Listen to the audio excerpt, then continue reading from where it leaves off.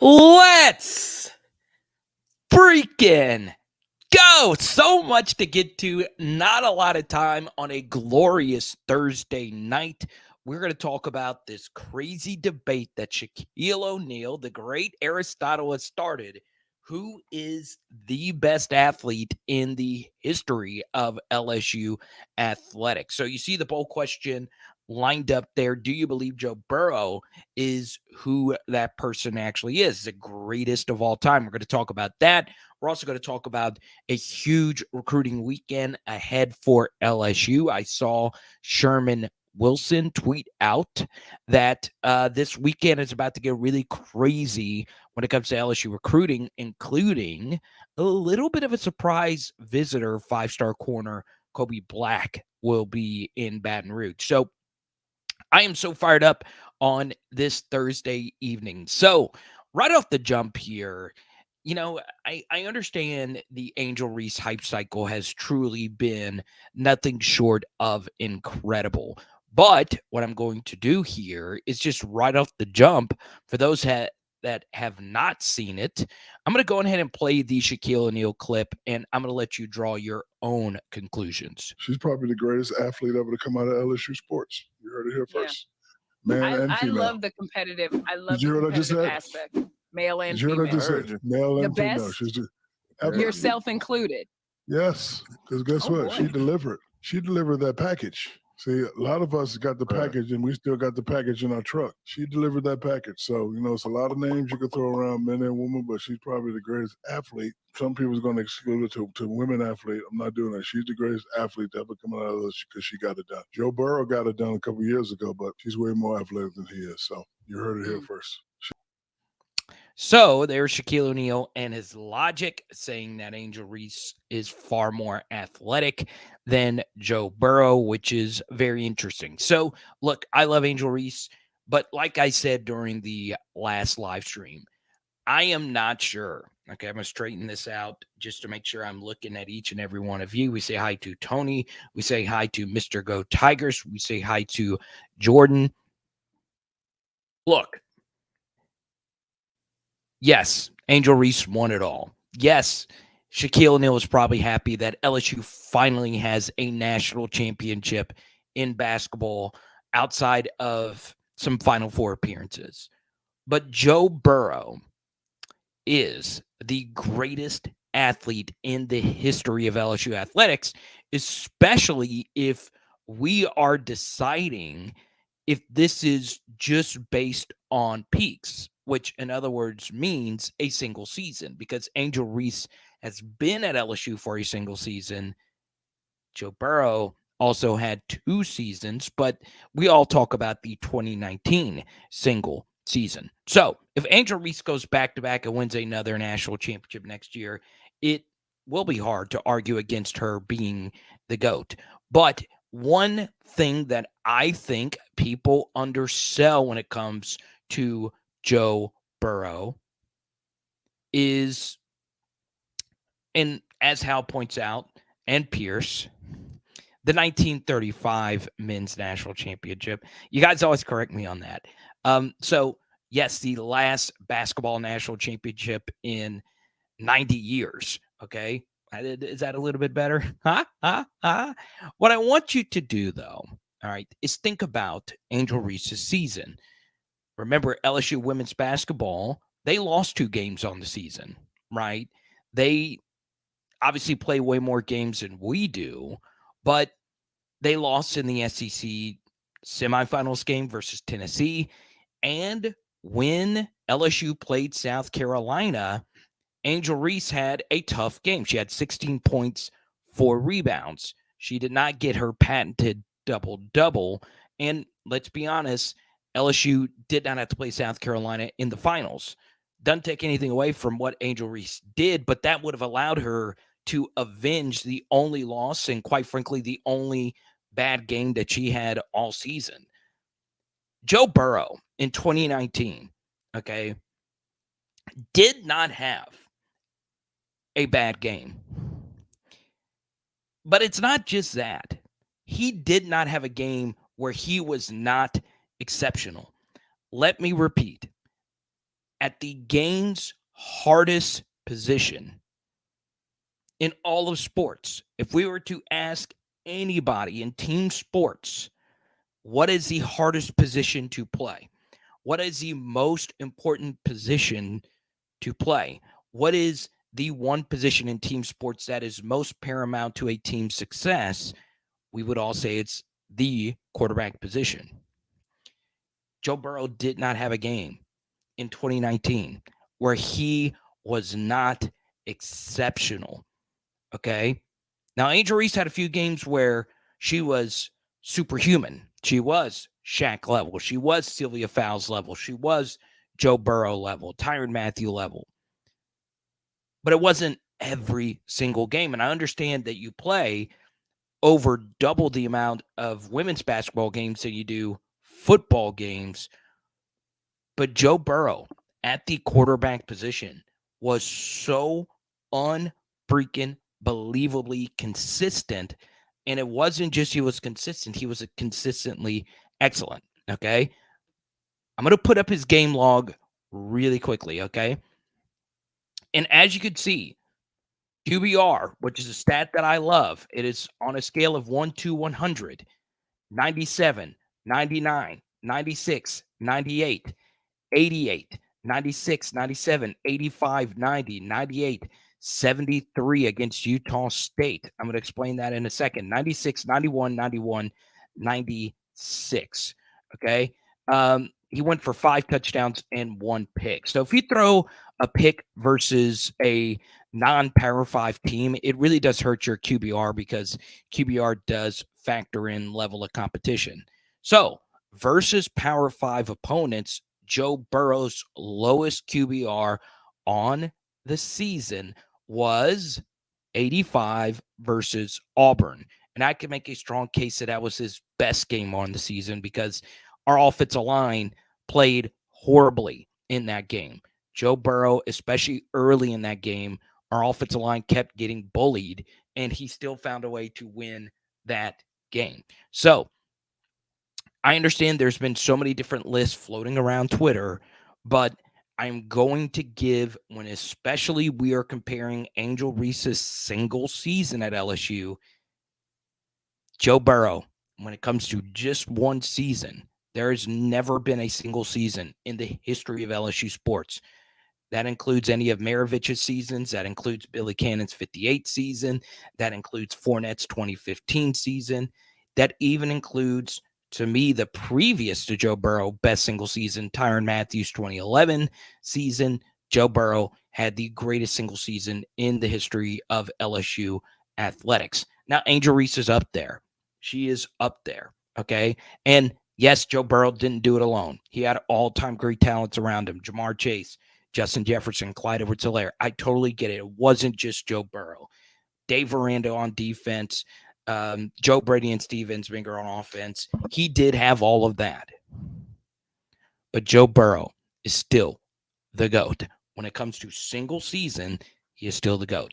Angel Reese, she's up there, but it is without reasonable doubt Joe Burrow. Okay?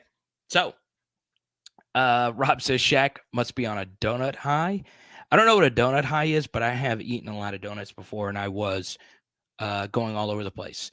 I think Pierce and I are the only ones who counted. I think so too. When counting the mythical title, LSU was the only Division I program with titles in 3 major sports: LSU football, baseball, and men's basketball. But I could be wrong. Okay, football, baseball, and men's basketball. Let's see. I don't know. I'd have to look that up. Has Florida baseball won one? I know Florida baseball is good. We know football and men's basketball, they have multiples. But yes. So I get it. I get what Shaquille O'Neal is doing. I totally get it. His takes, I think, sometimes are designed to be somewhat wrong. Because if your takes are somewhat wrong, that generates more interest, right? You don't tune into Shaquille O'Neal for correct takes. You tune into Shaquille O'Neal because He is the great Aristotle. He is the Diesel. He is Shactus, whatever you want to call him.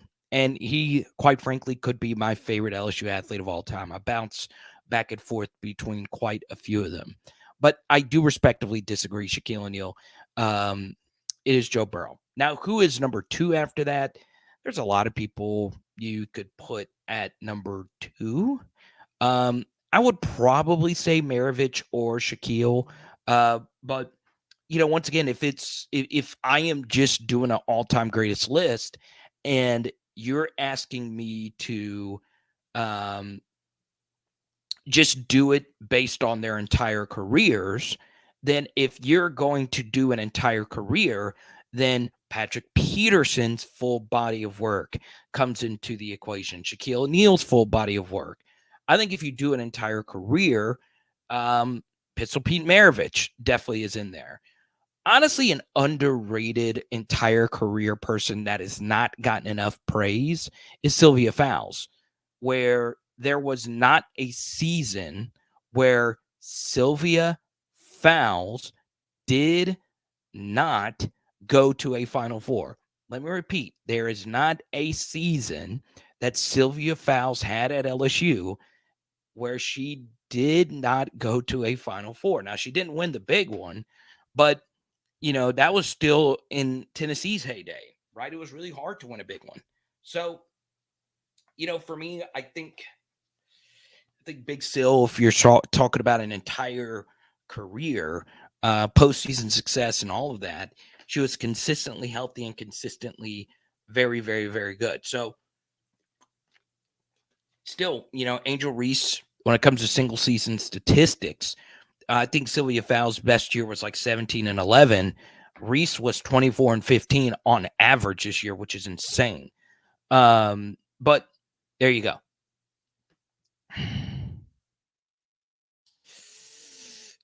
Yeah, and it was interesting. It did seem like Shaq wanted to get this out there, right? Because the co-host kind of moved on, and he was like, "Did you hear me?" Okay, and he was wearing the snowboard goggles or the shades or whatever. Still, it's hard to go against Shiesty. It is hard to go against Shiesty.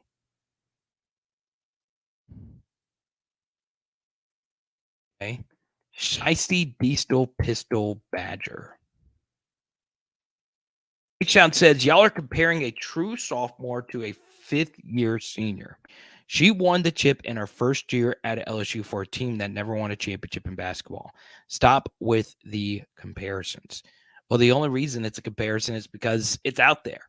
And I've had a few people reach out. Why haven't you touched on this just yet? I try to stay away from the all-time greatest conversations because it does get a little hacky, if you will, but it's what everyone's talking about. I got a message today. I would like to see your list. I've seen a bunch of lists posted out there. But yeah, Angel Reese in a sophomore. I believe this is her third season as a player. Let me confirm that. Yes, this is her third season as a player. Okay. Let's go. The Prez is in LA.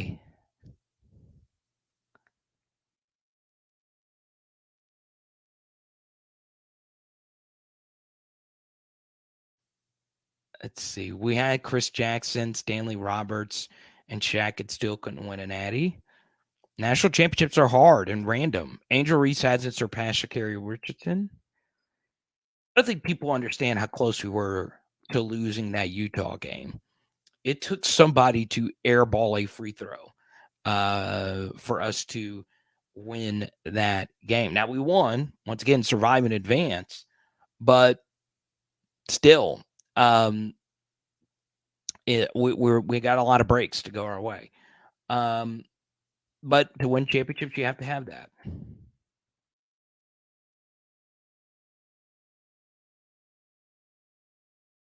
We got a run rule in baseball. How about that?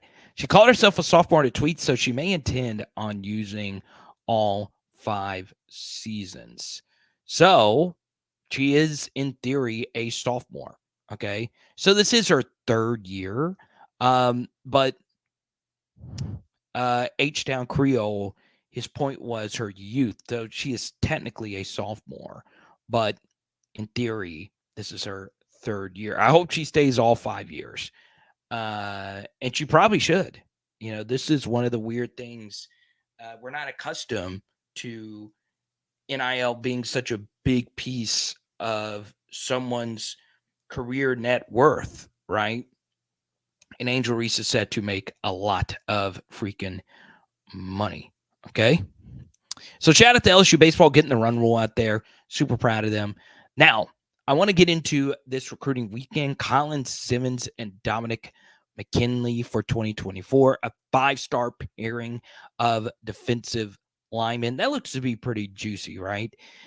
Got some news earlier today that Kobe Black, a 5-star DB from I believe the state of Texas, if I'm not mistaken, he is also going to be making his way down to Baton Rouge. So really excited about what's going to be a massive recruiting weekend for LSU. Okay, so here are a few other names that will be in town for this big time recruiting weekend, according to Sports Illustrated. Kadavion Katie Dodson, a 4-star corner. Caden Durham, who is the teammate of Colin Simmons, a 4-star running back out of the state of Texas. And Jawar Franklin, a defensive lineman out of 2024 at John Curtis. Okay. So yeah, should be very interesting. All these really talented prospects coming in to start forming this 2024 crop. Now, here's something else that I do want to bring up, and it is very important. I did drop a huge Colin Simmons film study on Patreon. Okay. Check it out, patreon.com/LSU football. You can see it for yourself. It is not the deepest film study I've ever done, but it does show you Colin Simmons winning a state championship in football and him playing one of the best games of his career at the game's biggest stage in high school. Okay. So yeah, it's very interesting, right? I think he's really special. I do. And I don't like calling people special. He's really good. He turns the edge. His sacks are him beating the guy in front of him. Sometimes a high schooler's sack totals will just get inflated because coverage is good on the back end, or he's able to just run down quarterbacks or whatever. This kid has a natural ability to rush the passer. This kid has a natural ability getting his hands on the football, and it is very fun to watch. So it's going to take a lot when it comes to the class of 2024 for me to find somebody that I think is better than Colin Simmons for the class of 2024. It is going to take a lot because I watch quite a bit of him. And normally when you sit and you watch a recruit, there's some games where it's like, okay, when are you going to do something? He made plays in almost every game, and he is so freaking good. A lot of BJ Ojolari in him, but even better. I think he's that good. So LSU's been in the on 3 RPM lead. Steve Wilfong still has a prediction up on 247 that LSU is in the lead for Colin Simmons. I do think, however, who he actually plays for is going to be interesting because LSU's defensive line coach has yet to be hired. So, yeah, I think for me, Colin Simmons is going to be the number 1 player on my board for 2024. And once again, I haven't watched everybody, and it's not some revolutionary comment that I am picking the number 3 nationally ranked player. He is already rated that highly. He is that good. He is really, really, really good. And he is going to hopefully change the trajectory of LSU's pass rushing future, because we do lose Mason Smith next year. We do lose more than likely Mekhi Wingo next year. So we're going to need some new blood. So once again, what's up, Blaine? It's good to see you. Colin Simmons is the 2024 5-star defensive end out of Texas for the class of 2024. So he's a rising high school senior. Okay. Now, a little bit later, we're going to talk some Pels. But if you want to do it right now and you want a super chat, we'll go straight to it just for you, Jordan. H-Town says, I don't know why these conversations come up because they're only opinions. What's up, Darren? Different eras in sports, they're all great in their own way. People are arguing over opinions. Like, really, this could go either way and on forever. Well, yeah. What's up, Darren? Good to see you. Or Duran, welcome to the channel. Everybody, welcome Duran Tross to the channel. Good to see you. But that's the beauty of it. You know, that's part of why I started this channel, to share opinions. Any type of sports conversation is an opinion, right? Most of what we talk about in life are opinions, right? And that's the beauty of it. All right. As long as you can share a captivating perspective, and you're able to back it up with facts and stats and context and all those different things, that's the fun part about it. I don't just like doing all-time great chatter. This person is better than this person. But when one of the greatest LSU athletes of all time says, hey, I think this person is the best LSU athlete of all time, I find it newsworthy. I find it interesting. But this is the first and probably only time I'll bring it up.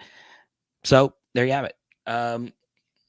Let's see here. Trey Holly chatter from Buster. Good to see you. Trey Holly is about to set a new standard.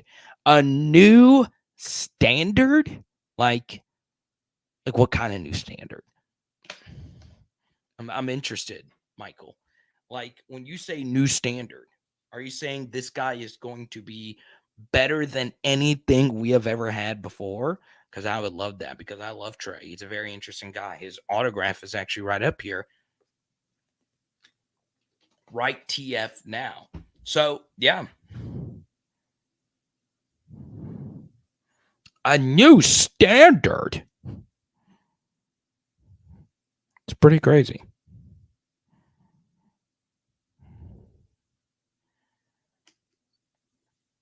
So, Duran, you are new, or Darren. Please correct me if I'm wrong. You get to pick the next topic. Go right on ahead. I've touched on everything that I wanted to touch on at the beginning.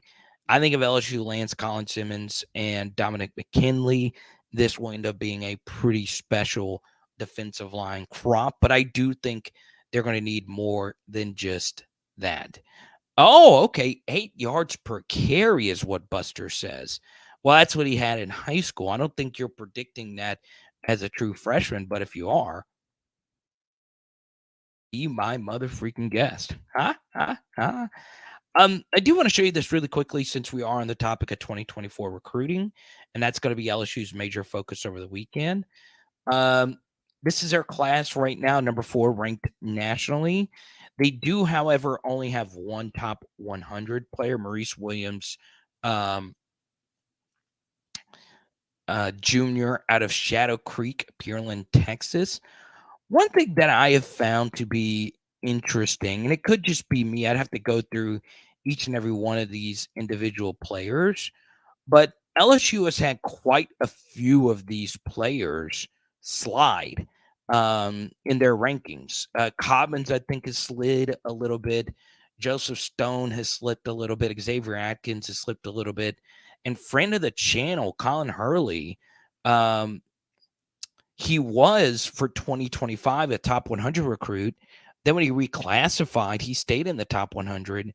And now he is down all the way to 250.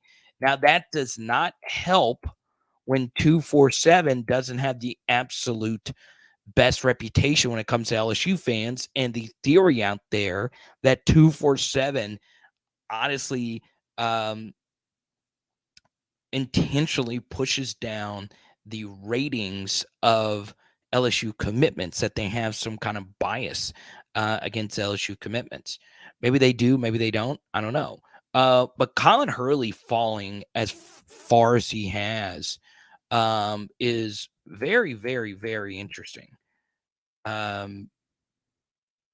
is so interesting to me.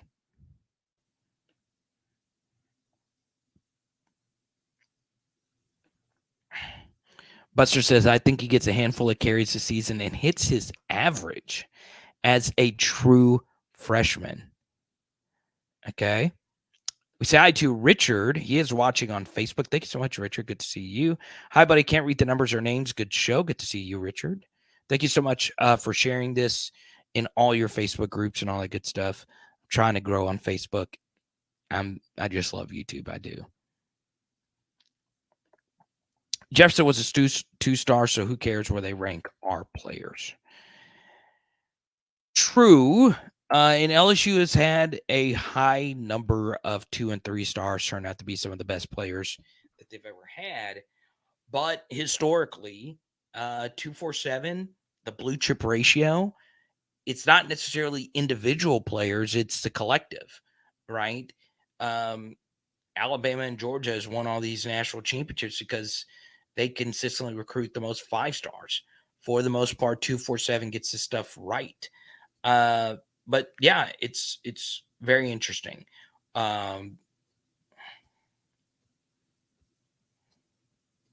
So yeah.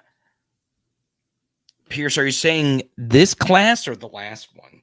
Because I heard both. I remember it won't ever get worse than when Walker Howard and Will Campbell when Walker Howard and Will Campbell both lost their 5th star. And Aaron Anderson, when he was committed to Bama, got the 5th star, and he moved ahead of all of them. Oh, my goodness. It was full meltdown mode. Now, he ended up as a 4-star, but barely. So, but yeah, it is interesting because, you know, I talked to Colin a decent amount, as in Colin Hurley, and, you know, I think it's,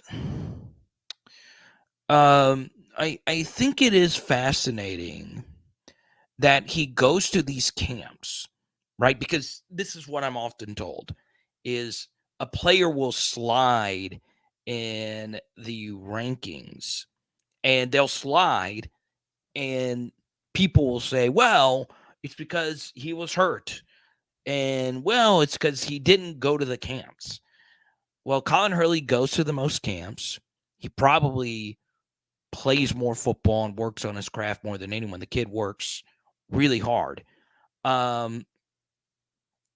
So, yeah, I do think with Colin Hurley, it's just a reclassification thing. He also did come from a run-heavy team. So, if you go back and listen to the Colin Hurley interview that we did, I highly recommend everyone do. Yeah, it's from a few weeks ago. You can go to Power Hour LSU and just type in Colin Hurley in the PHL search bar. If you just type Colin Hurley Power Hour LSU, you can go check it out for yourself.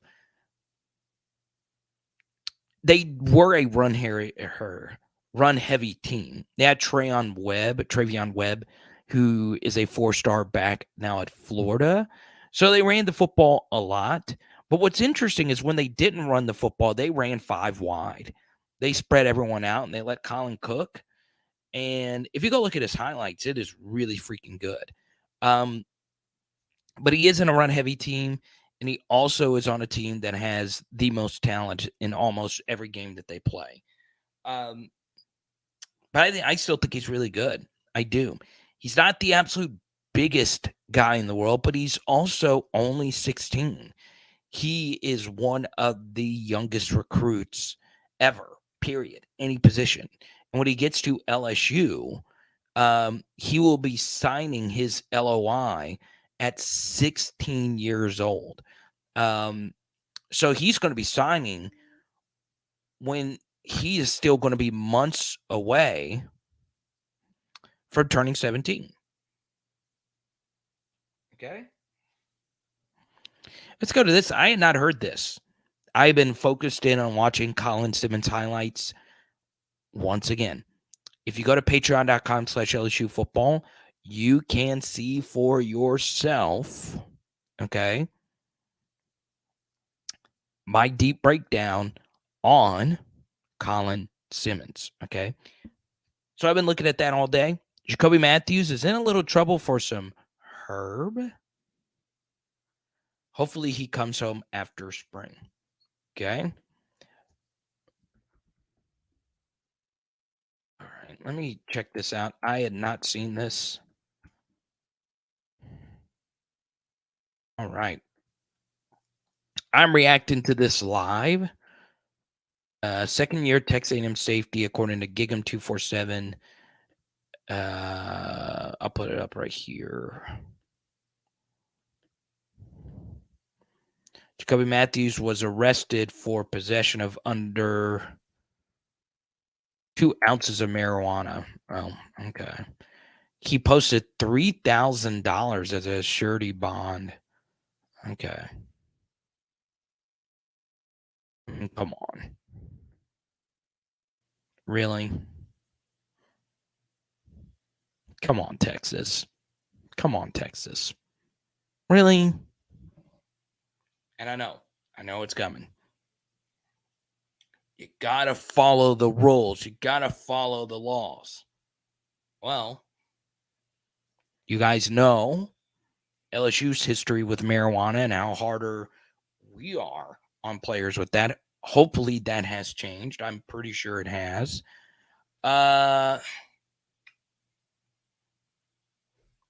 We just love to, in America, put people in jail for no reason or arrest people for basically no reason. Harmless.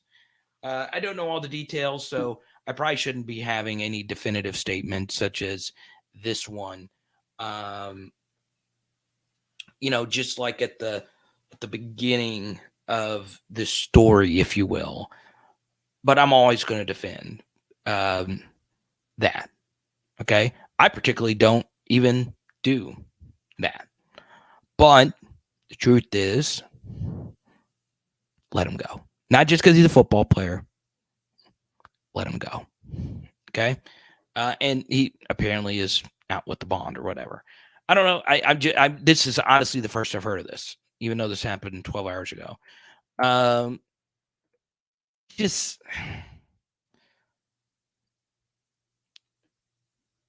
I don't know. Let me see if there's something else I'm missing here.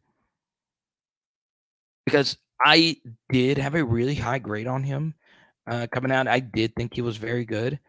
I am not always on fire about the kids that are ranked very highly or lowly. I'm not always on fire about everyone that goes to LSU. I mean, I cheer for everybody that picks LSU, but I just don't think of them as the same type of prospect as most. Under 2 ounces of a controlled substance.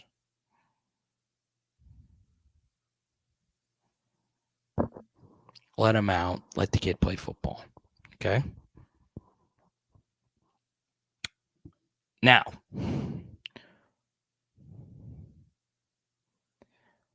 would I take Jacoby Matthews right now? Yes. Yes. There shouldn't be anything that would deter LSU from bringing him back. And let's be honest, LSU has a massive need at safety. Okay? Especially right now with Greg Brooks and Major Burns banged up.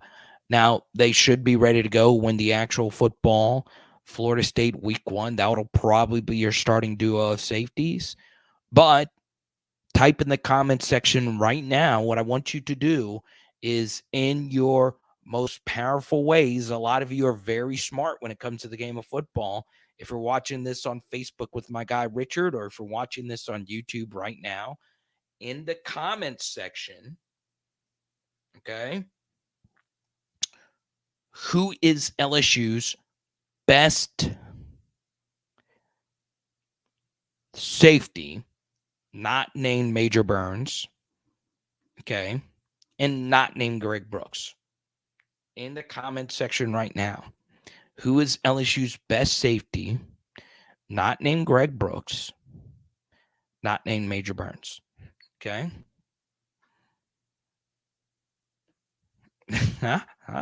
Reports are saying he left Circle K before and didn't even hold the door for a lady walking in. I don't know if you could say Sage Ryan. I don't know because he doesn't play safety. He is a nickel.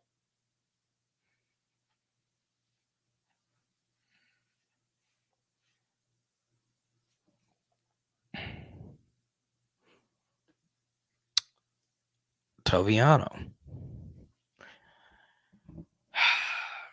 I personally would say Colin Jackson for this reason. Toviano has not played safety. Okay. He played most exclusively corner in high school. The same thing is true with Ryan Yates. He played mostly corner in high school. Now, the transition from corner to safety is not as hard as making the transition from safety to corner. Okay. So it's not some insurmountable thing. But even though Ryan Yates is going to play safety and he's already working at safety, and I've always felt this way that Toviano was better served at safety than he was at corner. So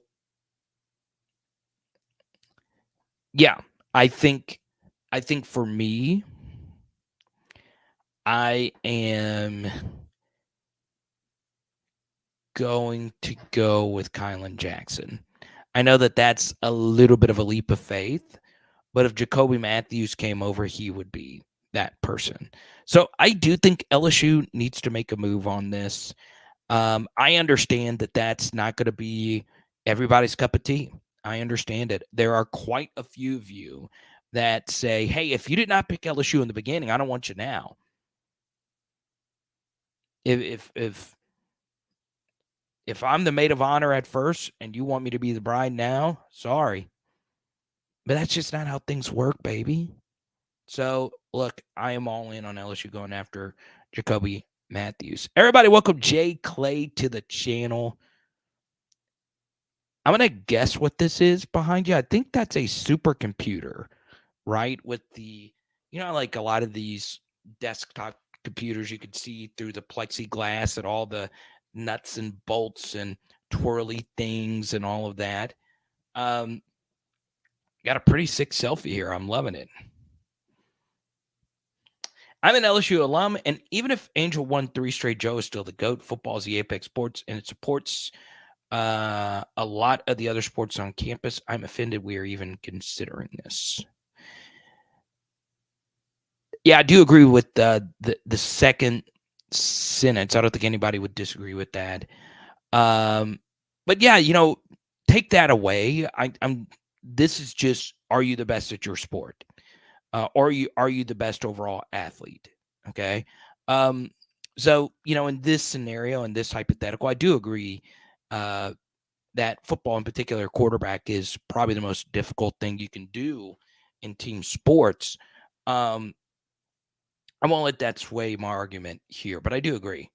There you go.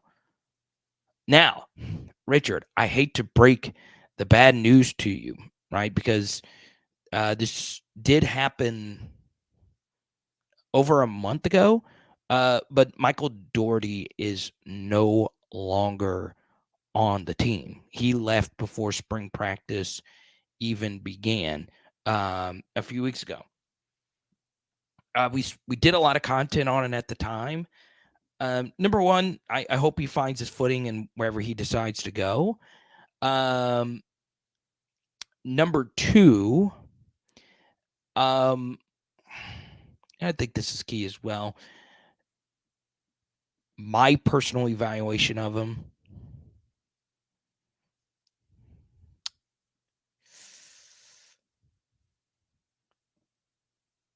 He was my lowest rated player. in 2023.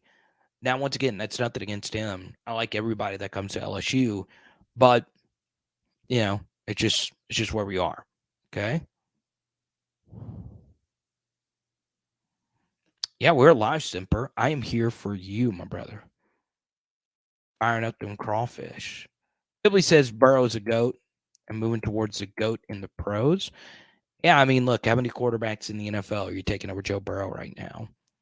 Mahomes. And that's end of list. That is end of list. Okay. Shadow, what's up, man? What a dope YouTube creator you are. Love me some Angel, but if we're honest, if she didn't miss so many shots, her double numbers would be down. Yeah, I don't know. Yeah, I don't know.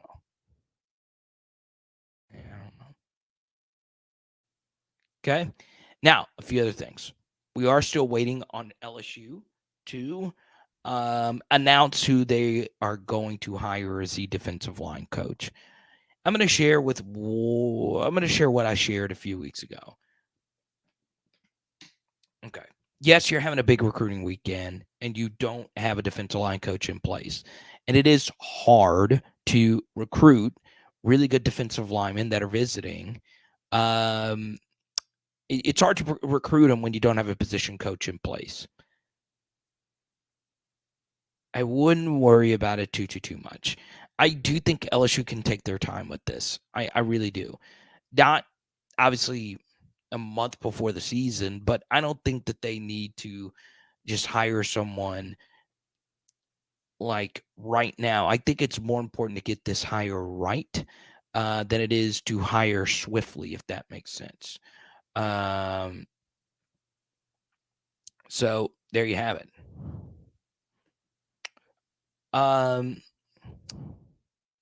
So yeah, feeling honestly, just to give you all a little update on myself.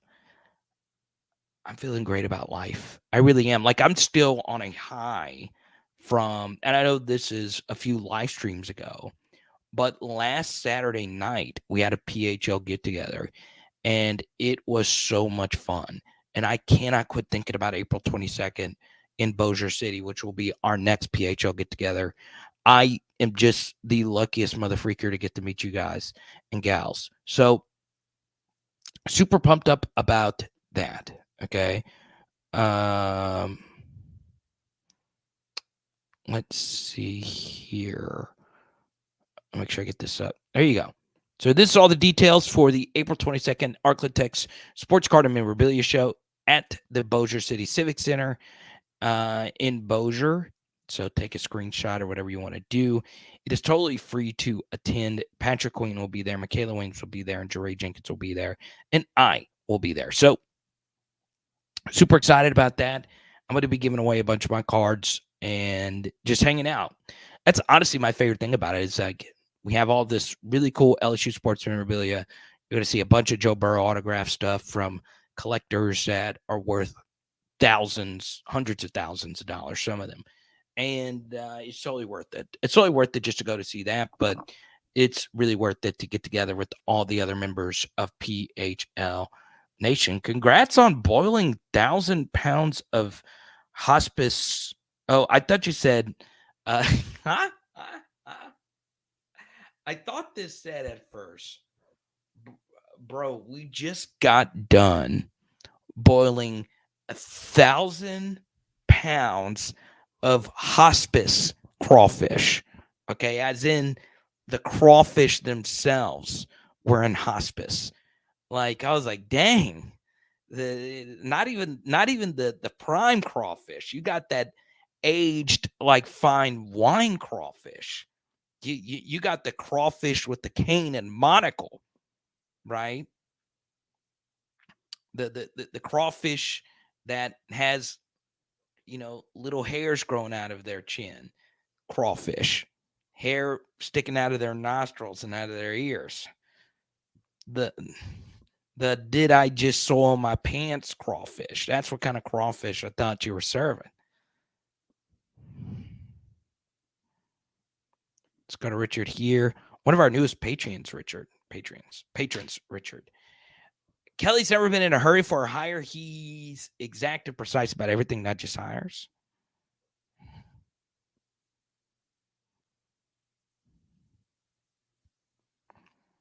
Well, Shadow, give me yours. Okay, let's take a look at the poll question. Is Joe Burrow the greatest LSU athlete of all time? 75% of you said yes. I mean, there's a lot. Mondo Duplantis is someone you can bring up. The track and field great. Lolo Jones, just to say a name. A lot of you take the Bo Jackson round and say, look, what about Chad Jones? Exceptional in both football and baseball.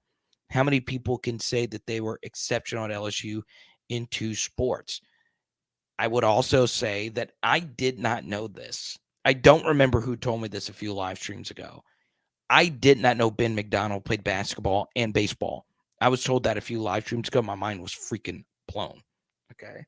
My mind was freaking blown. Ha, ha, ha. My mind's telling me no, but my body is telling me yeah. Now, Tommy Casanova. It's pretty good.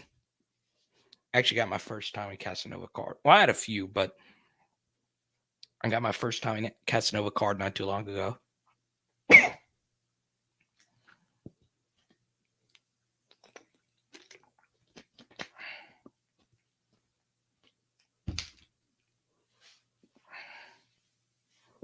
But yeah, I think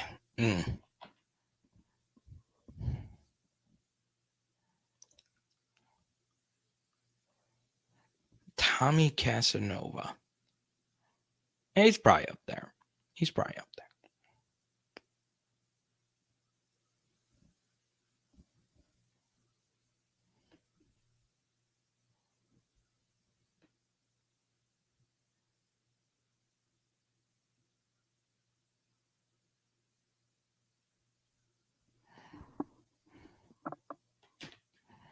Chance, don't forget, I emailed you today. Send me your address so I can send you your autograph card. It's been sitting here since Sunday when you want it.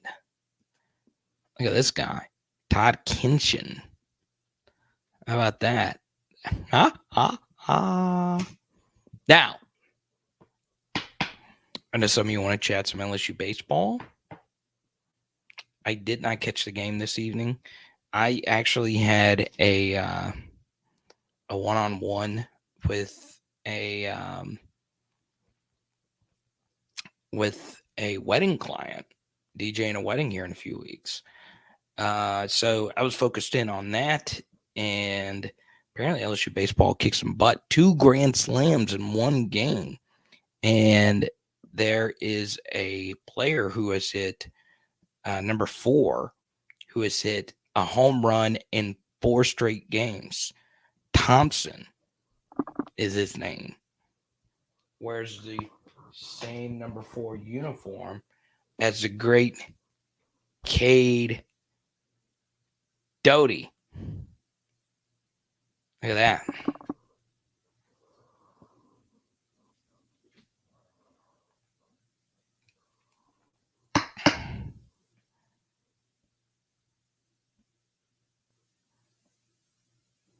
LSU baseball is a real deal. But you guys know when regional time comes around, anything can happen. Okay. Mike says, I recall the SI cover that said Casanova was the number 1 football player in the nation. Tyler, what's good, man? So, Tyler, I hope the rehabilitation process has been wonderful for you. I know it could be very painful, right, to obviously go through what you've gone through up to this point. So, I love you like a brother. Hope you start feeling better. Okay?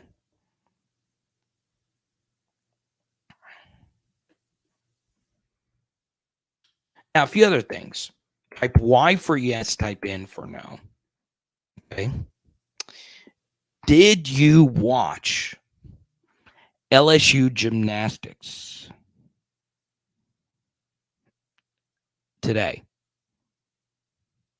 I wanted to say this for now because Haley Bryant, which also happens to be the name of my absolutely phenomenal, gorgeous, beautiful wife.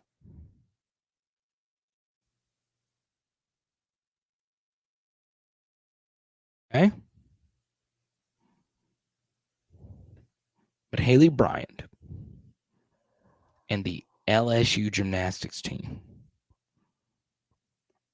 are going to the finals. Okay.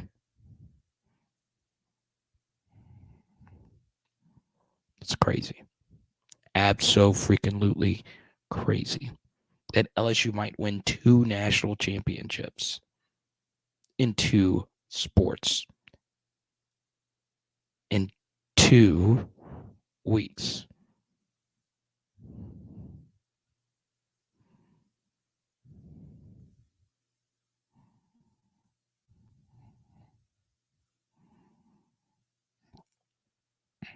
Now, I'm not going to sit here and say that I'm a gymnastics expert, but I have been on the floor when Ashley Claire Kearney had a 10 out of 10 performance for LSU gymnastics.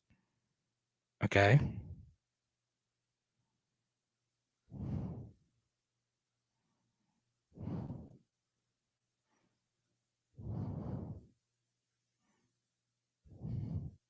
Now, this is probably the most random comment, but I love me some Luke James. Luke, you have not hit me up on Instagram lately.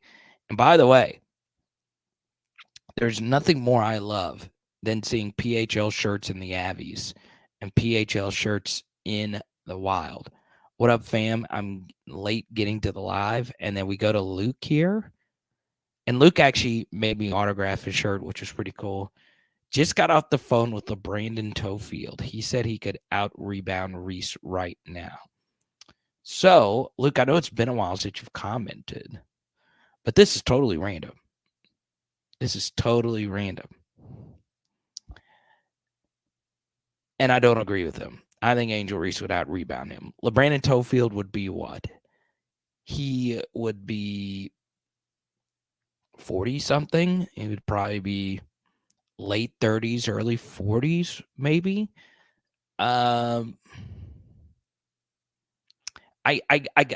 got to go against LeBrandon here, okay? And LeBrandon Tofield is a beast, but he's not out-rebounding Angel Reese. I'm sorry, okay? But the truth is, this conversation is relative to the sports themselves, okay? Relative to your competition. I'm not saying if actually, this would be kind of entertaining. Joe Burrow going one-on-one with Angel Reese in a game of basketball. They're both 6'3", right? That would be kind of entertaining. I'd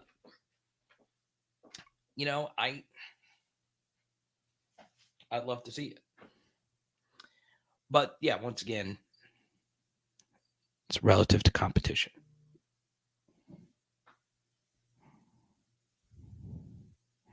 So maybe I need to start sitting down and watching these full LSU baseball games.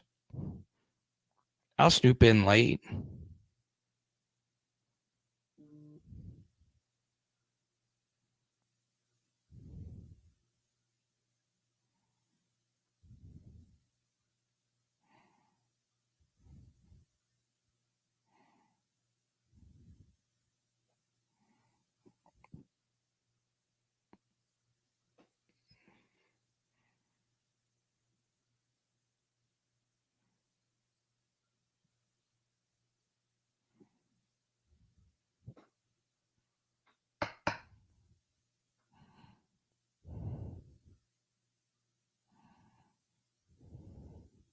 Mick, good to see you.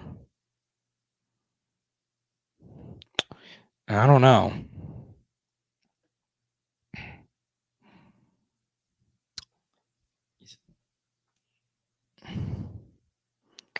So, one last thing on the greatest athlete of all time.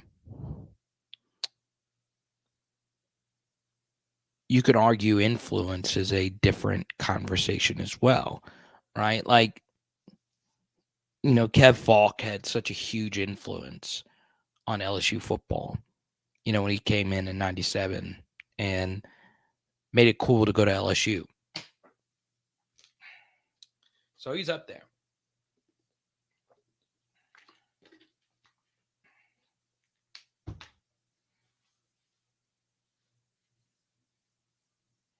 He's up there.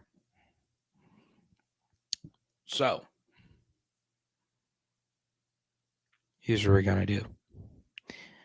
I just got word I'm going to be on off the bench in the morning. So I am not going to be able to stay up all night because now, need I remind you, I am posting a lot of our live stream content. If you missed it the day before, I'm posting them on podcast feed. So iTunes, Spotify, all that good stuff. So make sure you check that out. So if you want to go check that out, if that is, I've had a few requests to post that. So there you go. I think I'm on there tomorrow at 9 in the morning. So be on the lookout for that. Also, okay, this is very key. Make sure you share our content, right? We did a full breakdown on one play. Now, I will say this. Okay. I'm just calling in. All right. I knew that was going to come in. So a few weeks ago, I hosted the show with Mario, and I had a lot of fun. I went down there, had to go down there anyway. And I got invited to co-host the show, and I had a lot of fun. But yeah, I really do believe this. And I actually lost my thought because Rudy Macklin signing with Dale Brown was equivalent. Yeah, it's true. It's true. And I'll touch on this and we'll move on. Carter, if Angel could hit a jump shot from the foul line, she could double her production. She's open all the time. Amazing. That's true. You could also make that same statement for here's one. Okay. Let me say this one thing. Okay.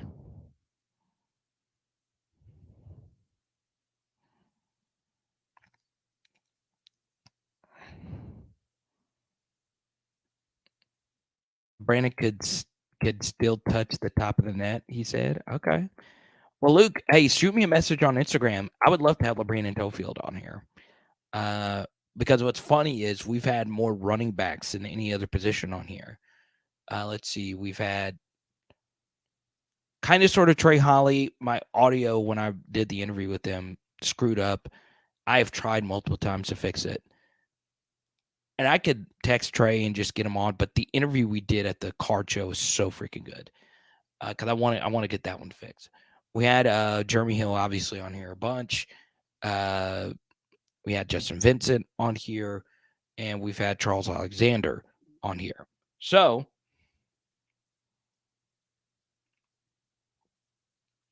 look, this is very key. I would love to have LeBron and Tofield on here. Okay. So shoot me a message to Luke on Instagram. You know you're one of my favorite viewers, my friend.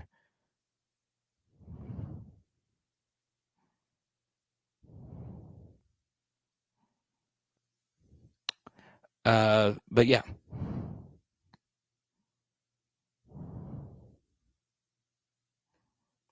Keith says Patrick Peterson, Pistol Pete, Shaq, Honey Badger, Aaron Nola. LSU history is bigger than Joe. Chris Jackson. It's a list.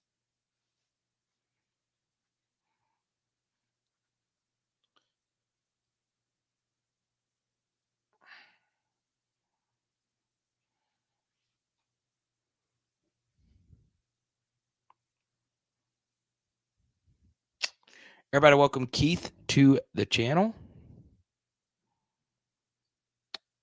I need some love to Keith. I love this photo. We have Jacob Phillips, Austin Deculus, and who is that to the right? It looks like that's a 7. So that's Adrian McGee right there to the right, 73. So yeah, we'll go through this. Pistol Pete, definitely a better career than Joe Burrow. Shaquille O'Neal, better career than Joe Burrow. Patrick Peterson, a better career than Joe Burrow. But Joe's single season is just so dominant, and his 2018 was fine. It was very solid. Honey Badger, yeah, he's up there. Aaron Nola, obviously. Austin wasn't bad either, but Aaron, and then Chris Jackson. There you go. Everybody, welcome Keith to the channel. Lots of first timers in here. I knew that was going to happen with this topic because everyone wants to get their thoughts on the all-time list. I do think Patrick Peterson needs to be in top 10s, in most top 10s. I think it's okay if you don't put him in the top 5, but I think he needs to be in the back end of that top 10. Okay. Now, I'm not going to say what I was about to say because it'll start a whole other debate, but I'll save that for another time. Okay. Bob Pettit. And Bob, it's funny. Like, if Shaquille O'Neal went to an LSU basketball game, which he does, he gets swarmed, right? So it's hard for him to go to a game and enjoy himself. Bob Pettit would go to games and, no one, I mean, most people would know who he was, but he would just walk around, and it's crazy. But yeah, let's get LeBron and Tofield on here. I'm down. Now, please share this live stream. Now, one thing I do love about live streams, okay, is it reminds me of something that is truly special. And there are a few things in life that I think is as special as this. All right. Few things.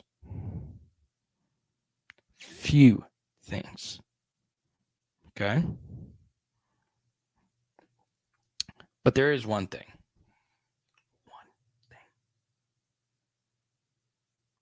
Just one.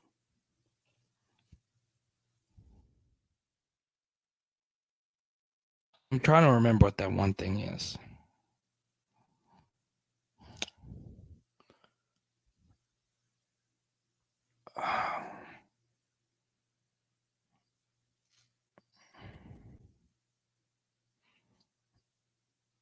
I mean, what would it be? I don't know. I'm drawing a blank. There he is. Dang, Mick, is this a first-time championship for you? Look at you, Mick, you sexy beast. Show him some love. For the Pressy Collection and the Pressy Collection. Make sure you check it out. Diamond rings and more at the Anthony Starr Pressy and the PressyCollection.com. I trusted him with my diamond ring. Okay. And it's not mine, it's hers. You won't go wrong. Okay. Pressy Collection and the PressyCollection.com. But it's not just that, it's any type of jewelry that you could think of. Seriously, if you want to get yourself a Sauce Gardner chain or a chain like Burrow likes to wear, go to Pressy Collection and the PressyCollection.com. Okay. Mick got his first dub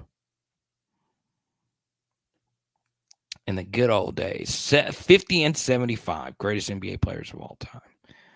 For all his questions, who had a better 3-4 games than Cecil Collins? Yeah, especially for the 45 and up crowd. People always say, hey, what about Cecil Collins? Cecil the Diesel. Talk about peaks and valleys. There you go. I still contend, though, that Leonard Fournette versus Auburn was the peak running back performance. I think that was as good as any running back that has ever played for LSU in terms of just one game, a single game. Now, Clyde versus Bama's up there. There's a lot that would be up there. But that film looked different. There was people's bodies being catapulted off the backs of Leonard Fournette. I mean, just unbelievable. Now, here's what we're going to do. Okay. In the next 5 minutes, I'm going to answer as many questions as I possibly can. As many as I possibly can under the sun. Okay. But if you super chat, we'll keep this thing moving all freaking night long. Okay. But I'll answer as many questions as we possibly can in the next 5 minutes. And that way, guess what? Guess what? Guess what? We'll get to all of them.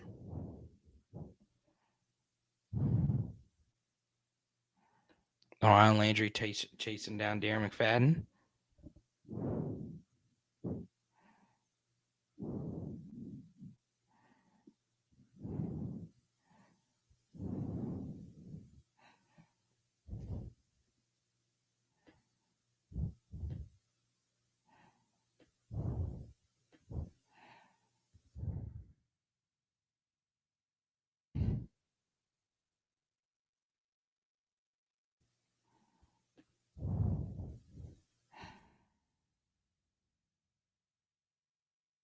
See here. Commented about Jackson. Let's see. Vince Gant's here. I can't go to bed early. Like, even if I try to end this live stream early, like, I'm going to be up to like 1 or 2. You know, I got to get up in the morning, doing radio in the morning. Should be a good time.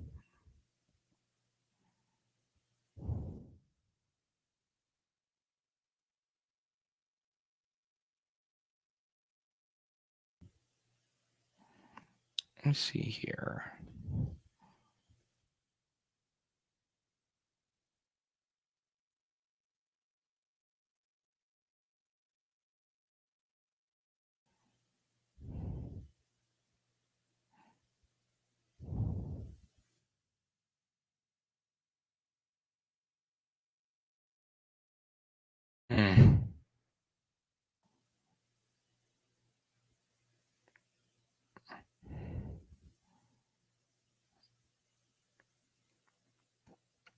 All right.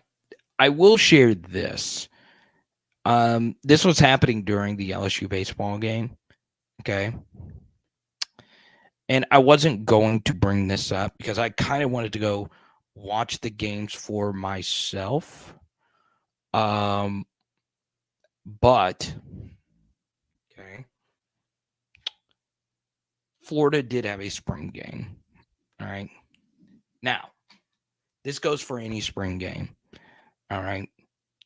You should never make any sweeping conclusions about it. All right. Defenses are going to be very basic. They hired a 29-year-old defensive coordinator. Patrick Toney went to the NFL. Their quarterbacks are Jack Miller, a former Ohio State transfer, and Graham Mertz, a transfer from Wisconsin. Okay. I was reading a few texts. You saw me looking down at my phone. People that cover the Gators that I know over the years. And apparently the quarterback position looked like Dookie water for Florida, which is predictable if you think Graham Mertz is going to be the answer. Got to be honest. I don't think Florida is going to get rid of Billy Napier. I just don't, even if they're not that good next year. Okay. Because their recruiting class for 2024 is going to be very good. They got a big time safety to flip, to flip today. Okay. 2024 looks to be just fine. It really does.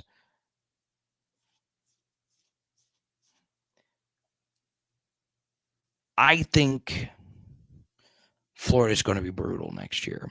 I do. Now, they do have a pair of really good running backs. They do. But I think that defense, apparently this defensive coordinator's worked with the Sabins, worked with the Georges of the world.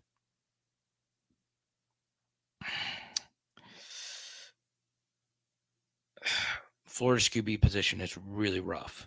So I say this, okay?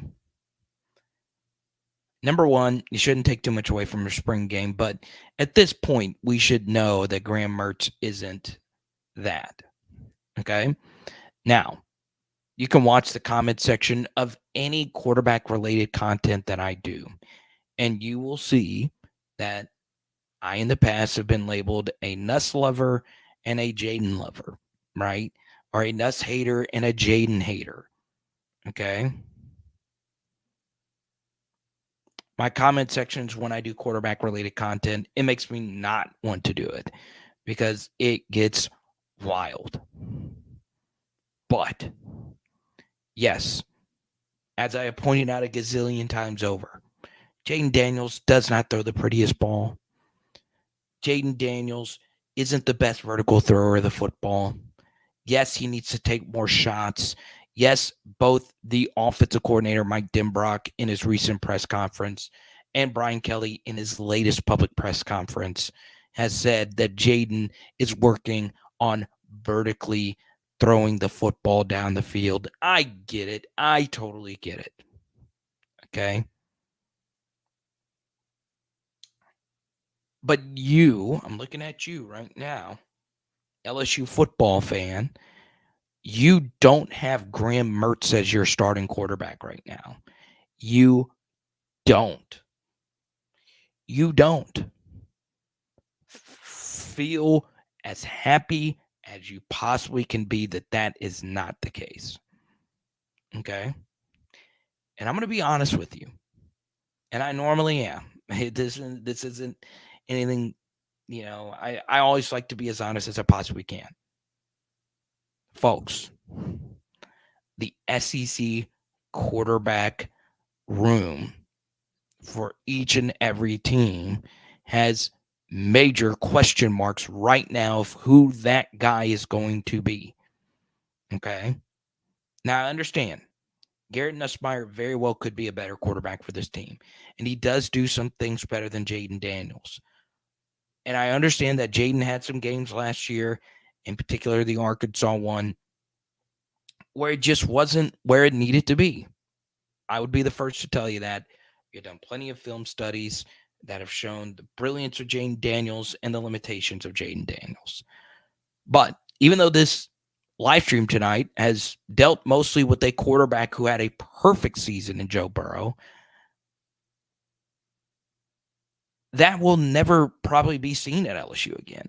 That might not ever be seen, period, right? Even Bryce Young's Heisman year, he had some rough games, okay? Most quarterbacks aren't good at everything, okay? Jaden is pretty good at a lot of things. And one thing he's really good at is winning football games. One thing he's really good at is not turning the football over. One thing he's really good at is running. And not only his running, but his running, lifting the rushing attack that we have at LSU. So take this to the bank. Take this to wherever you want to. You look at the SEC. There is one, I repeat, one quarterback in the SEC that I will replace Jaden Daniels with right now. And that is KJ Jefferson. Everybody else, let me ask you this. You want Spencer Rattler over Jaden Daniels right now? You want Jackson Dart over Jaden Daniels right now? You want Will Rogers of over Jaden Daniels right now? I'm saying no to all of them. I am. Okay.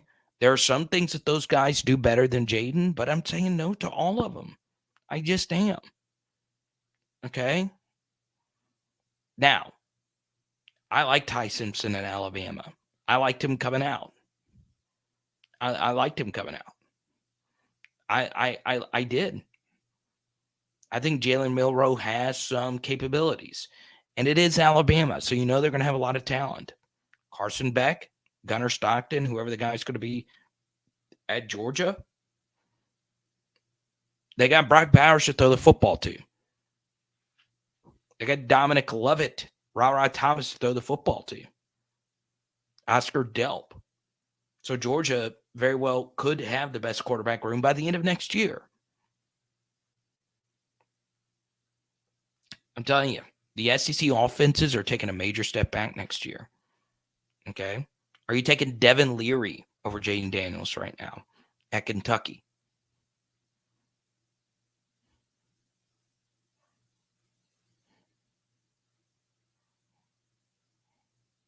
Okay? I'm not going to sit here and tell you Jaden Daniels is him. I've said that in the past. He's had games where he was him. But let's rock with JD5, baby. Go to bed, take your melatonin, take your nights tonight, and while you take them, be happy that Graham Mertz is not your guy.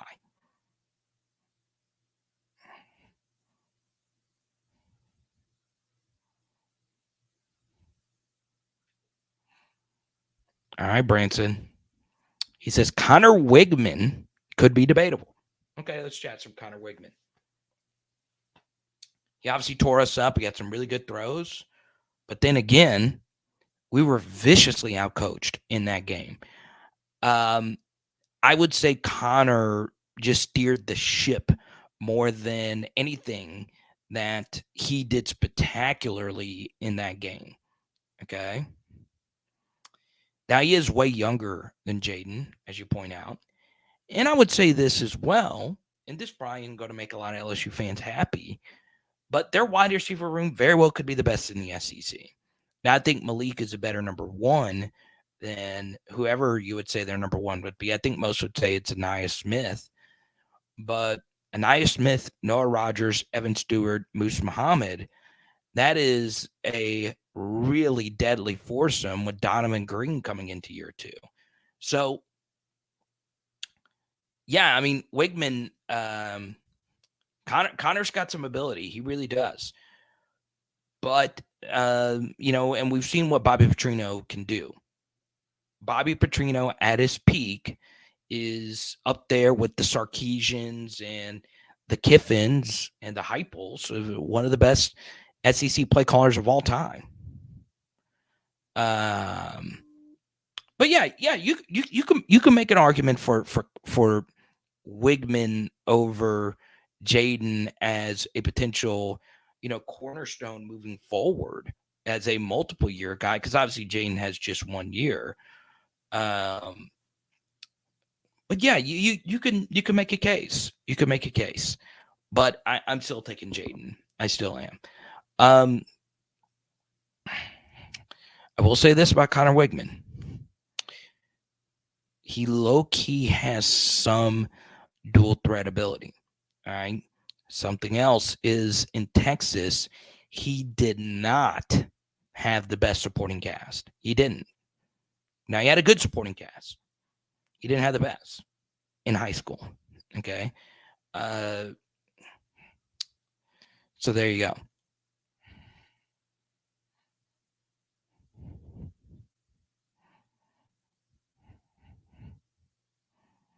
Tell him, Sibley, we still got some stars bank burner.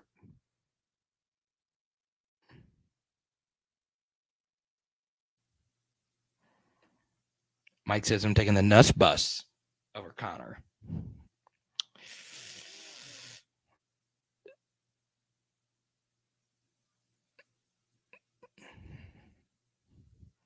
I am too. I am too. All right, so this started a. So for y'all that don't know, Branson does a really good job cutting up some shorts for us, and I posted the one where I said LSU's got the best offense next year in the SEC. You can make a strong case for Georgia, Ole Miss, Alabama, A&M. But there was a big debate over Tennessee, and I want to touch on this, by the way, really quickly. Really sad news about Wayne Sims, right? LSU basketball star, who's obviously his son had the tragic death a few years ago. So RIP, very sad stuff in the world of LSU basketball. So yeah, Joe Milton was looking pretty good versus Clemson last year. Yeah, we'll see what Tennessee looks like. I'll say this: if Tennessee doesn't take a step back with losing a first-round wide receiver in Jalen Hyatt, a first to second-round wide receiver in Cedric Tillman, a first to second-round quarterback in Hendon Hooker, and a first-round offensive tackle in Darnell Wright, if their offense is still flowing next year, Heupel is him. He is one of the best coaches in America.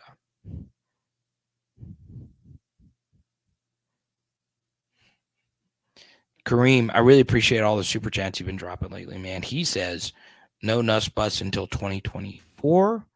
Hey, look, if Jaden kills it, Nuss might not play next year. Okay? And then take over in 2024. In year 4.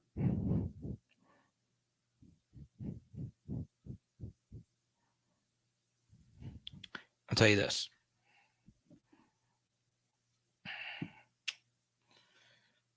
I've been told Nuss is pretty locked in at LSU and that he really wants to make it work at LSU. So would he be patient enough to wait until 2024? I think he would, because he would still have 2 years of eligibility remaining, especially if he is able to be the guy at LSU. And I think he would be the guy. I don't think that they would go in the portal to go get someone. So there you go.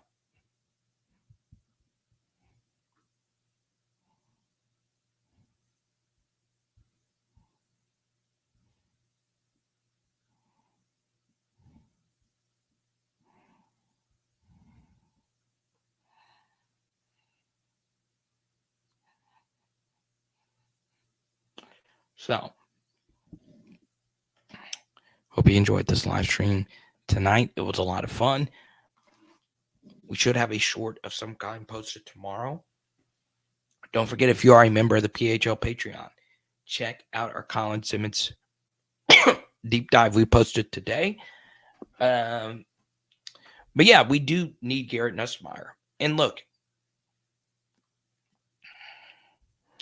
as great as Malik Neighbors is, as great as Harold Perkins is, those guys are the 2 best players on our team, along with Will Campbell and Emory Jones. You are only as good as your backup quarterback. It is that simple. You are only as good as your backup quarterback. And yeah, LSU really needs Garrett Nussmeier to stick around. All right, Kareem super chatted, so we'll hang out a little bit longer. Thank you so much, man. I really appreciate your support of PHL. And there you go. Let me see. What do I want to sing, Kareem? I think I still have it. I don't think anybody. Right. Okay, here we go. So, Kareem with the super chat. I feel like doing something really special for him. Boom. You're getting this Terrence Tolliver autograph card. Sending it to you. Within someone actually did receive this, and they said give it to someone on your next live stream. So there you go. Tried to give it out on the last one. We actually ended up doing it after the stream. They didn't want it. So it is going to you, Kareem. Congratulations. Freaking love this card too. But Kareem, here's what we're going to do. I know you're a little bit younger. So if you would rather a Malik Neighbors or someone like that, hit me up. And Kareem, the best way to get in contact with me, you are younger as well, at Power Hour LSU on Twitter or Instagram. Shoot me a DM, and if you would rather someone more current or someone that you have watched, or you might just be a big Terrence Tolliver fan. I don't know. Shoot me a message and I'll send you that card. How about that? Or TikTok. I forgot you can send messages on TikTok. I am posting more at Power Hour LSU on TikTok. So we're going to hang out for a little bit longer. Thanks to Kareem, our top super chatter of the evening.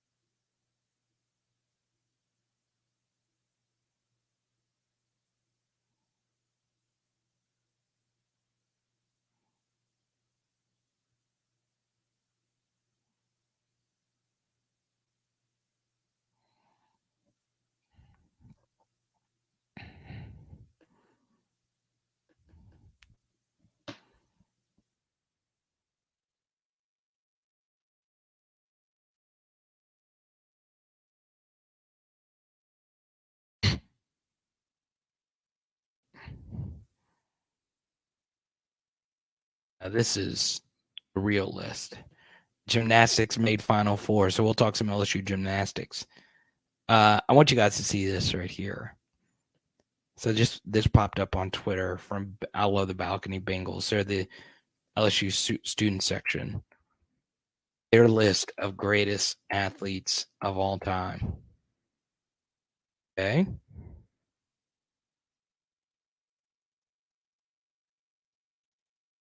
Gordon Jefferson, Jarrett Lee, Jake Slaughter, Jonathan Giles, Ben Simmons, Adam Miller, Hal Hughes, Brandon Harris, Eric Gilbert, T-Bob Hebert. Ah! That's an all-time list right there. Richard, thank you for your super chat, my buddy, my brother.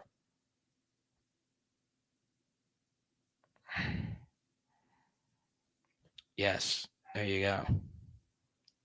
Now, Kareem, it's a joke. Any list with Ben Simmons on it is any all-time greatest list with Ben Simmons on it is going to be a joke. There you go. That's been I've really enjoyed this live tonight. With all the comparing, it's not my favorite thing to do, like comparing who's the all-time greatest, but it is fun to talk about. In general. Hey, Bubs. You have a good time? Yeah, she did really good. Yeah. She want to jump on here? Yeah. No, we're just chilling. Okay.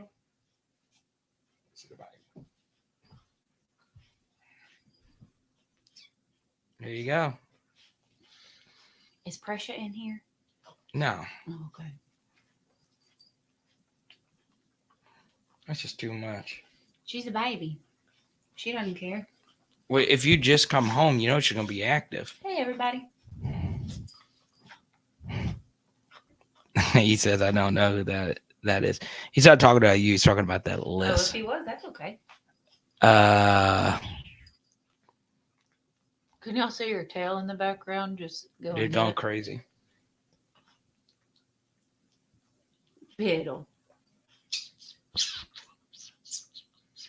Your daddy Shuggy?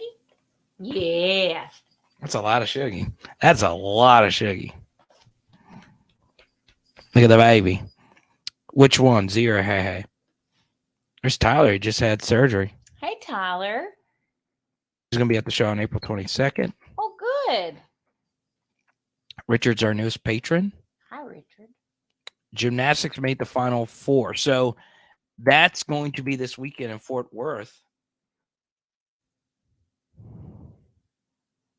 Oh, okay. Our guy right here. Tell her to make sure she puts in the correct kava. Branson, I know. Listen, I still can't believe you went to the one. I went to that Bobo one. I did. AP wants to know, did you wash the comforter? Mm-hmm. It got washed. They know. You were the one that brought it up in here. I guess I was so mad I don't remember. Should-o. Yellow.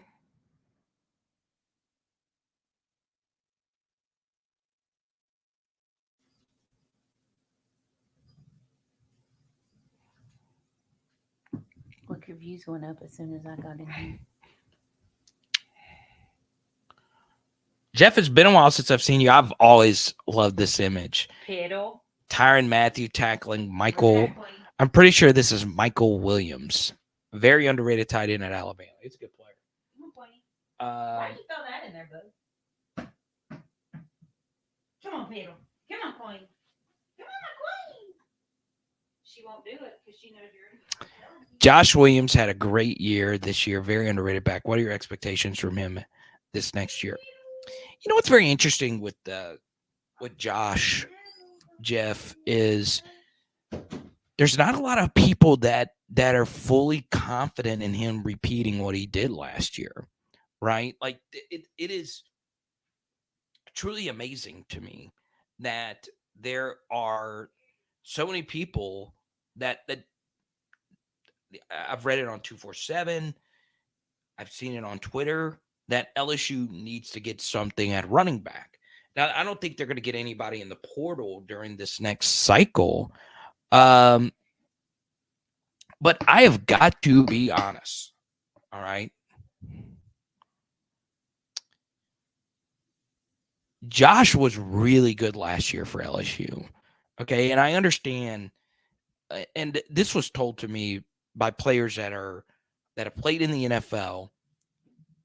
And this has also been told to me just when it comes to players at the collegiate level.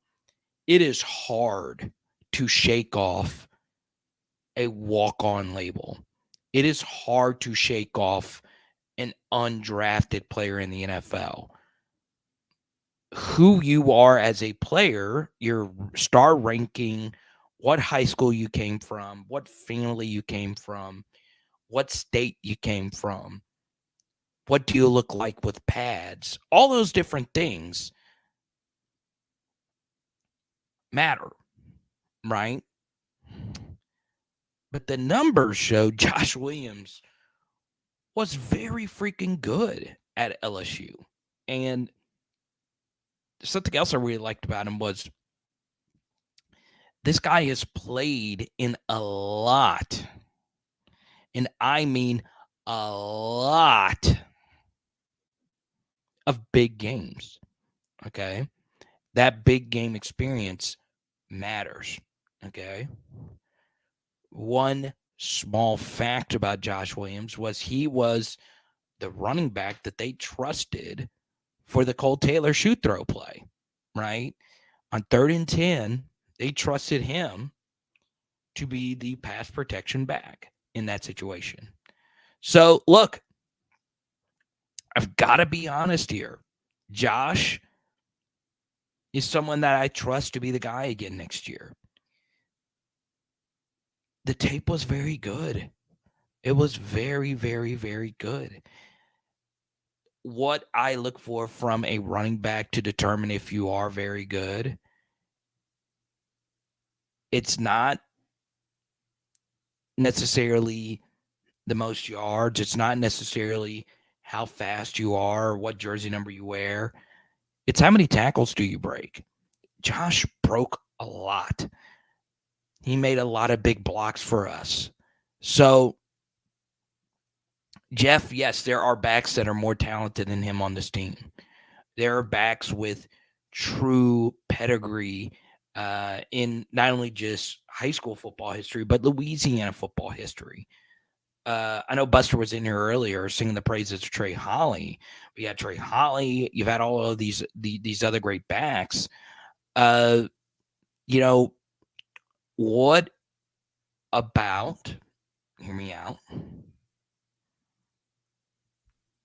this truly being one of the best walk-on stories in the history of LSU? What if it's more than just this year? Because look, I'll say this, Jeff. Going into last year, I would have never thought Josh Williams would do what he did. He wasn't that great. He wasn't that special in the previous carries that he had received, right? And this year, he did a lot on his own, right? Like, one good metric that I use, and it's very subjective. Now, there are metrics out there such as perfectly blocked run rate and all that, but that's more so at the NFL level than the college level. But there are these numbers in college, but I just trust what I see, my eyes. I got to be honest. There were times where I was like, are we sure that this guy was a walk-on? It's so fun to watch. It is so cool to cheer for. And I stick with what I say. I am always going to be a fan of the Louisiana 3-star. That is just who I am as a person. Josh Williams isn't from Louisiana, but he is a 0-star recruit or a 2-star recruit. So, yeah. Now, if you were to ask me as prospects, I would say Caleb Jackson, based on the high school tape of everybody that's in that room right now, is the best back. But Noah Cain was also a back who didn't have a whole lot of special tape going into last year. I did a full film study on what Noah Cain did at Penn State, and it was a bunch of meh, right? His last year at Penn State, he had 2 carries that went over 10 yards, and they were perfectly blocked plays, right? He didn't make anyone miss or anything like that. And this year, he broke a crap ton of tackles. This year, he pushed a bunch of piles forward. So Noah and Josh both had way better seasons than they had from years prior. So what does that tell you? Did they magically take huge steps forward? Maybe they are a year older, and Frank Wilson is a really good running back coach. But what that tells me is something that I brought up quite a bit, okay? And it goes back, and I know you guys call me a Jaden fanboy, and I've also been called a Jaden hater. I just want to be as fair as I possibly can when I evaluate each and every player, especially if it is the single most important player on your team, which is your quarterback. Jaden's existence on the field makes everybody better in the run game. Everybody. Your offensive line, your running backs, your play callers. If you have Lamar-esque kind of running ability, which Jaden quite frankly does. Now, he's not nearly as good as Lamar Jackson and probably never will be, but when it comes to being a runner, he is in that stratosphere. It makes everybody better. It just does. So, yeah, that is something that is unquestionably true for me. So, there you go. Good to see Yenny. I know you're a big Duplantis guy. I know you're coming in here to share some Mondo love. I'm anxious to see the freshman Jackson come fall big back with breakaway speed. There you go. So there you have it. Now, I'll do it again since we do have a bunch of people flying in here at the end, including my guy Yenny. In the next 5 minutes, I'll answer as many questions as we possibly can. But here's a good thing.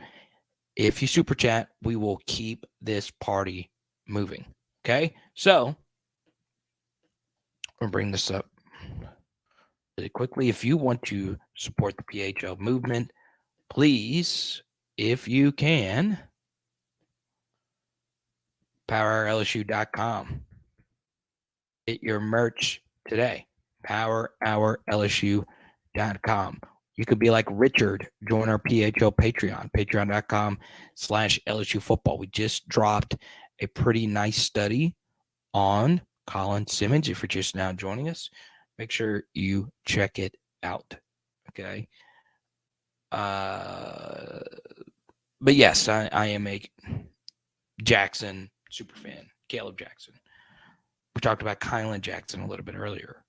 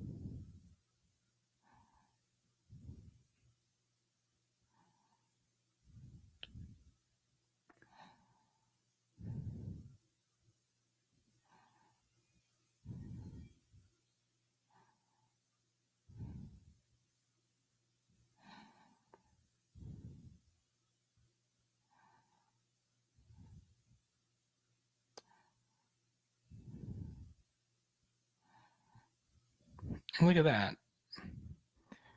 I just had a buddy in the coaching industry just get a huge, he's younger, he got a huge promotion at the Division I Power 5 level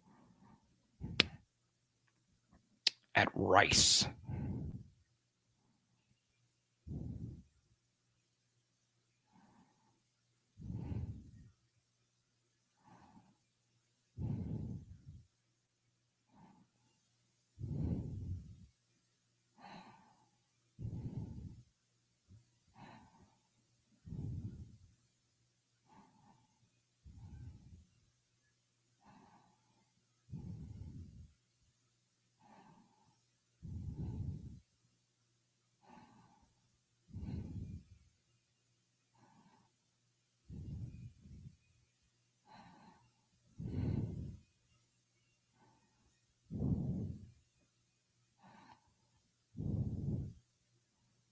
That's so cool, man.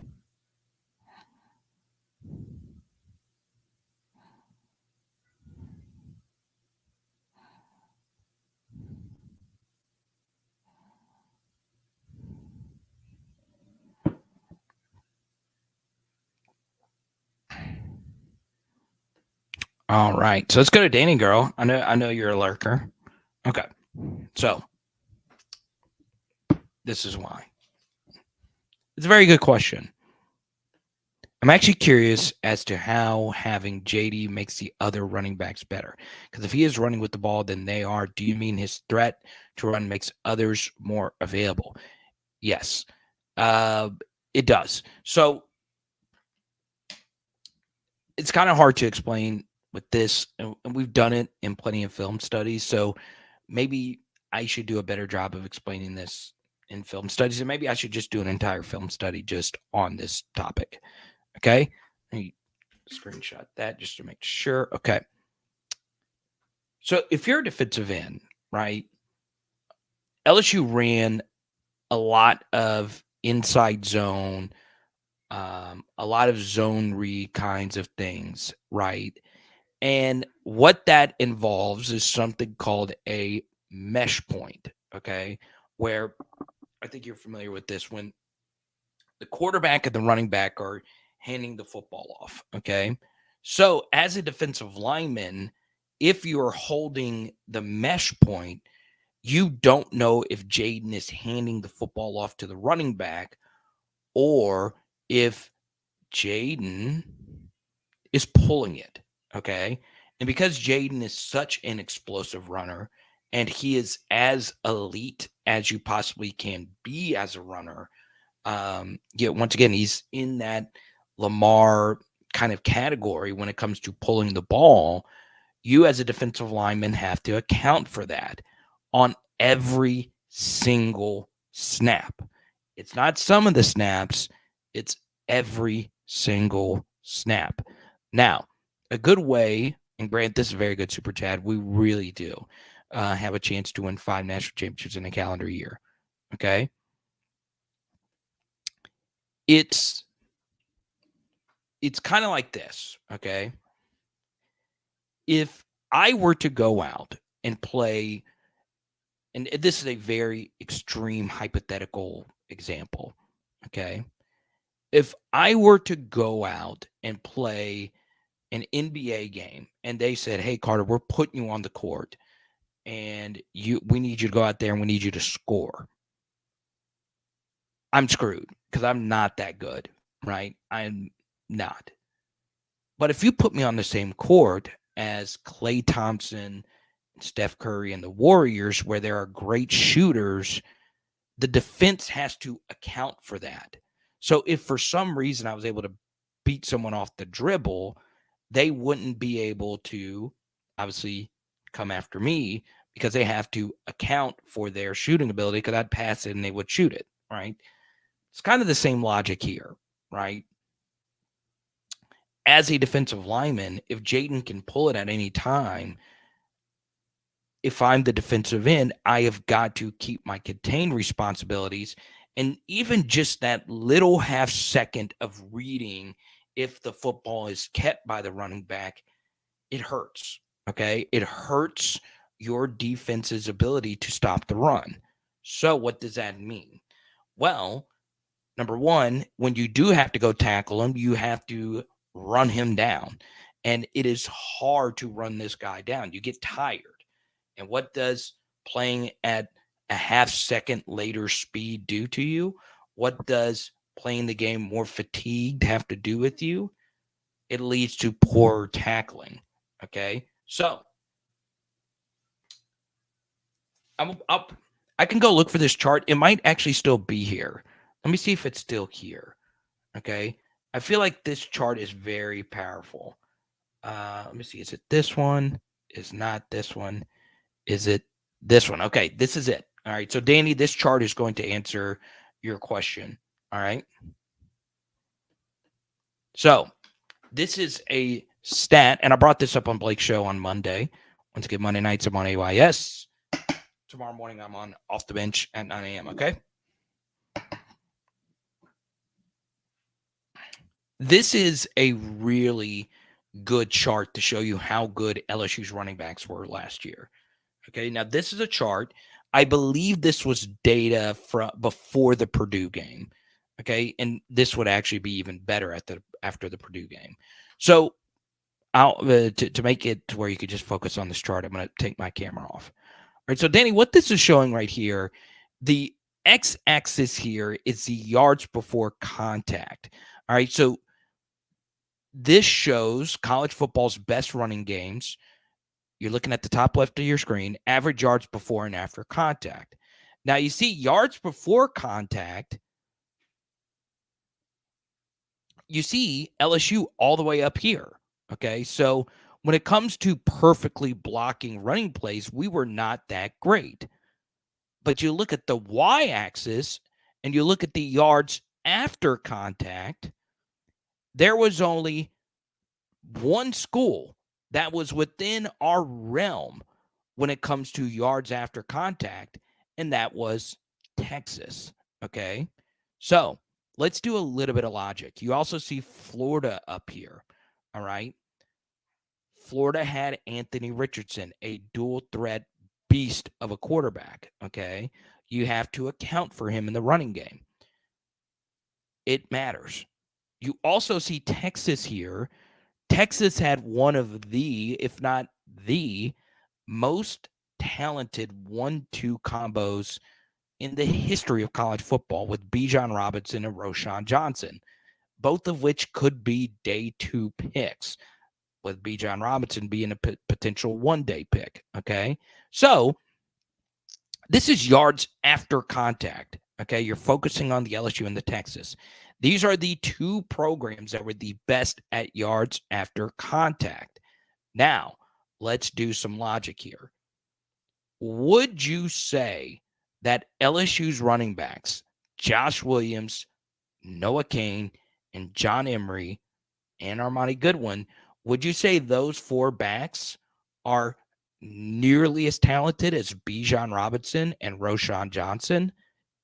No, they are not. Okay. So what's the difference? Well, you can make a case it is Brian Kelly's coaching and the scheme. It could be Frank Wilson's really good running back coaching. All those things play a part. But what radically changed about LSU? The quarterback, Jaden Daniels. And if you actually go look at the rush yards after contact numbers, Danny, what you'll see is teams like the Eagles, team like the Ravens, their running backs tend to do the same thing. They break a lot of tackles. They're really good at rush EPA and rush yards over expected. And that's because they have Lamar Jackson and Jalen Hurts. So it is not entirely Jaden, but it is his gravity. It is his existence on the field that truly makes a difference. And by the way, this graphic is from Stats O War. All right. So once again, it's not just Jaden. It's a really good offensive line. But once again, you saw rush yards before contact. We weren't really that great. Rush yards after contact, we were exceptional. No one would have thought LSU's running back room would have had the best rush yards after contact in America. No one. So could it be that LSU's running back got magically as good as the single greatest running back prospects in Saquon Barkley and another running back that's going to get drafted in the 2nd or 3rd round? That's not what happened. It's Jaden. Okay. Give Josh a lot of credit, give Noah a lot of credit, give John and Armani a lot of credit for getting better. And some of those runs are also Jaden. Jaden broke a lot of tackles as well. So it's some of that as well. But still. Now, let's go to Grand Super Chat here. Pretty amazing that LSU has a potential to win 5 national championships in a calendar year. It's pretty crazy, right? I'm not going to even pretend to know anything about LSU gymnastics, but what I can tell you is I don't think that they've won a team national title in gymnastics. Please correct me on that, Grant. Please. I hope they did under DD Bro, but I don't think they've won a team. Baseball, yes. I mean, they looked amazing tonight. They really did. I can't wait to watch the highlights here in a second. I really can't. So,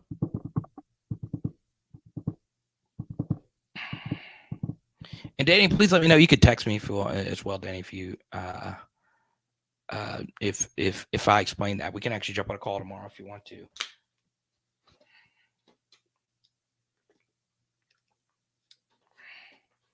Dang, that is so crazy. Isn't it wild? Okay. DD Bro never won a national championship. LSU very well could win a national championship. Pokey Chapman, Sue Gunther, Van Chancellor, none of them won a national championship. We quickly win one after they leave. Isn't it crazy? You feel for those coaches, right? Because it wasn't that they were not great. I mean, obviously, D.D. Bro is a legend, but it is still so wild. It is so freaking wild. And here we are. Look at us. Huh?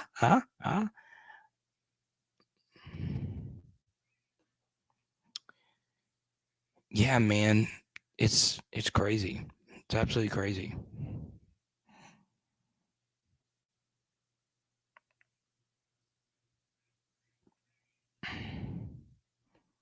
Has the school ever won 3 national championships in athletics in a year? It gets kind of tricky with the track and field because there are so many like there's indoor, outdoor, and all that stuff. But yeah, I'm sure Stanford has.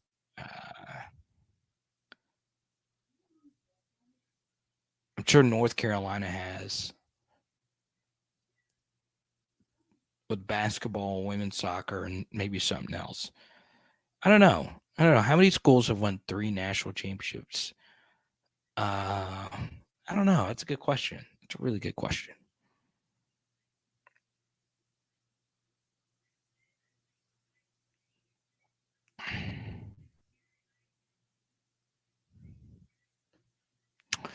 It does. It really does. I mean, and that's the thing, right? You begin like for instance, okay.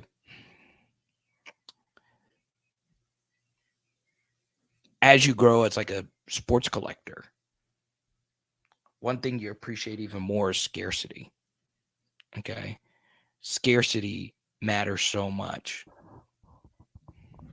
But yeah. There you go. Now, we'll post some kind of content tomorrow. It might just be a short form video. Be on the lookout for that. Appreciate our super chatters tonight. Our top one tonight was Kareem. I really appreciate you. Jordan super chat, and as long as my guy Richard, I really appreciate Richard's support on the book. But yeah, I don't know. Chance, I know you're a sports historian. Maybe Babbitt knows. Florida won all 3, but not in the same year. Chance knows everything.